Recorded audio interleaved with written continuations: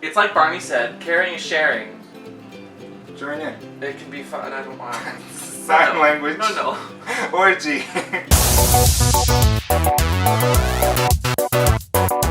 Hello! Back to What's the Safeword? I'm Am. And I'm Bolt. And today we're going to talk about Cuckolding and CANDAULISm. Candadulism. I think you got it. I got it. So those are some big words there. What do they actually mean? In brief, these two phrases essentially talk about infidelity in a fetish sense, being that you are cheating on a partner, consensually in some cases, in order to help that partner get off. They're also known to exist in the polyamorous universe, but history has not always claimed infidelity as sexy. The word cuckold comes from the word cuckoo, which was a bird that actually went and laid its eggs in other birds' nests so that the mother of that nest would raise that bird as its own. It's really weird. It also comes from medieval folklore and literature and iconography. Shakespeare even uses it in some of his poetry, referring to his characters as being entrapped in that situation. Would you also refer to them as being flighty? Yep. Or maybe a little foul? Little birdie told me that one. Hey! A clinical psychologist, David J. Lay, is known as the author of Insatiable Wives, Women Who Stray, and The Men That Love Them, was quoted as saying, historically, women who acted out of a relationship and were essentially cuckolding were severely punished and publicly outed and humiliated.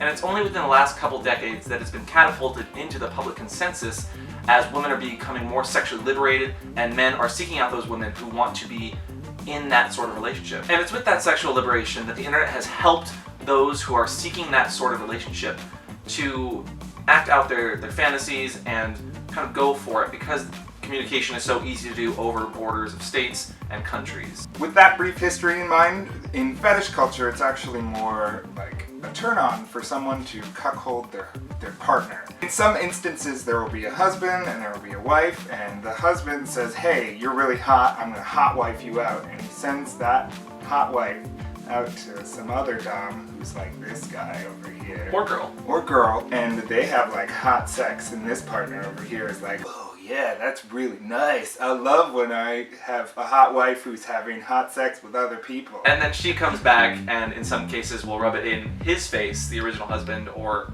partner, and that is the turn on that is the kind of what gravitates them to that kind of relationship. The opposite could be true though. You can also have a female who is hot spousing or hot husbanding her male partner out to another male or female. It is not gender specific or exclusive. It is simply allowing your partner to do sign language with other people. And they learn sign language where their hands are going into places and signing. That was sign language for an orgasm. Oh! So, because how could you tell if they were reaching climax? I'm just saying. Any ASL people in the comments down below to let us know what that. Yeah. And in today's day and age and fetish culture around cuckolding, this is something that you are talking about and setting down the groundwork of consensually. So you, both people in that relationship, are talking about it to some degree. Whether that spouse that's being hot wifed tells the other partner who they're having sex with specifically, or just giving them, the bare details of, I went and fucked this guy without you, ha ha ha, you think this is really hot and I'm getting off to it as well, is kind of dependent on the relationship. So everyone differs in between there, and that's all about how you communicate and talk about what you want out of that cuckolding scenario.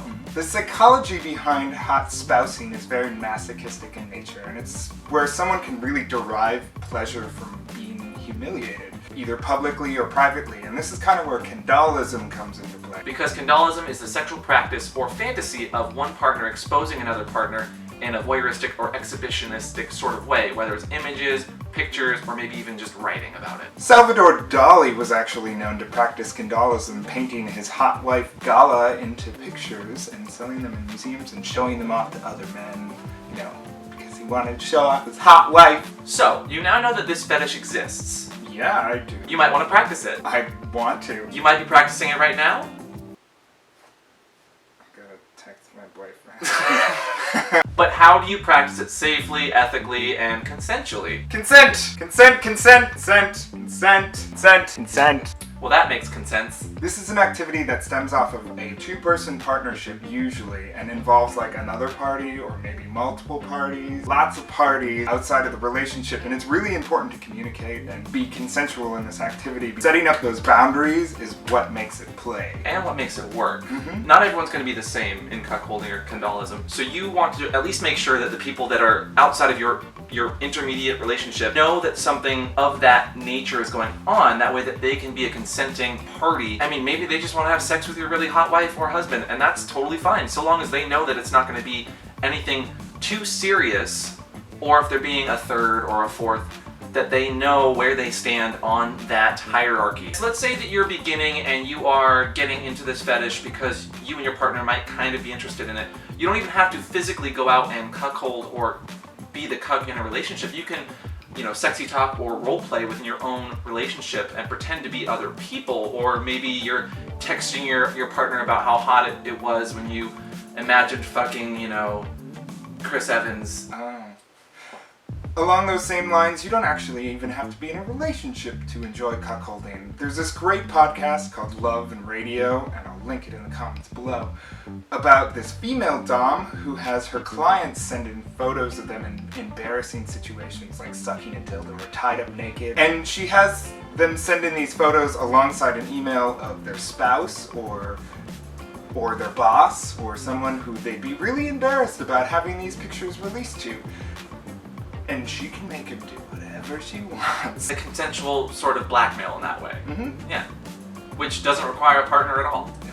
Physically, practicing this fetish safely is very important, as STIs, STDs can be easier to transmit when you're adding more and more partners onto your, Venn diagram of people. But mentally, it's a very taxing exercise. I mean, you have a lot of partners involved in this, so check in, make sure everyone's happy, make sure all the partners' needs are met. And if someone's needs aren't met, or your direct partner is unhappy or doesn't want to cuckold anymore, that's where you sit down and you have another conversation and you figure out if you're going to continue doing this and if it's worth it for your relationship. The good thing about cuckolding is the amount of communication that happens. It's actually a very healthy way to explore and practice new kinks with new people. And so it's not a bad thing that you want to do this, it's just a new and different experience that you get to share with someone. At the end of the day, when it comes to cuckolding or candolism, needs being met are super important, not leading people on, also super important, but communication at the very highest point is very important in cuckolding because everyone needs to be on the same page. And while you're having that great open communication, always have a safe word, and today's safe word is Bartholomew.